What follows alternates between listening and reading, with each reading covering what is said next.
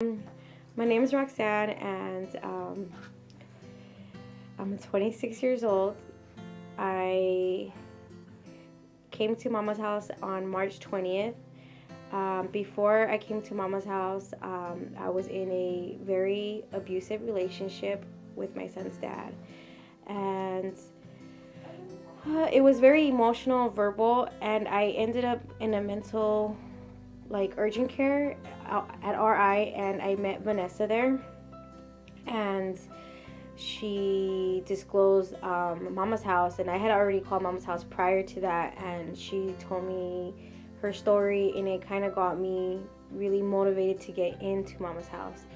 And I was scared at first when she told me about going and how soon I was gonna go, and I wasn't ready yet.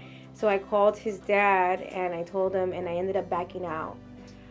Didn't show up to Mama's house. I ended up going back into my abusive relationship, and he ended up being physically violent towards me for the first time, and it got worse. And I ended up calling Christina that night, and I told Christina, hey, I'm ready to come home to Mama's house.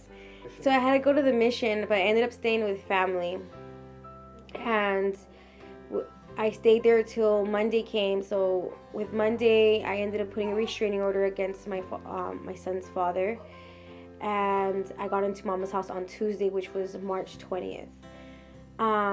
March 20th was the day everything changed. So I met the girls, I was welcomed with open arms, and I fell in love with the program. The next day, I had my son Alexander. He's now 4 months. And at Mama's house, I've completed domestic violence. I've worked on therapy 101 with Dr. Powell with my emotional issues that I've had going on with the prior drug addiction, with whatever emotional abuse I was going through with my past relationship and prior relationships that I had. I got to work on my scholarship for CNEI, and I got accepted.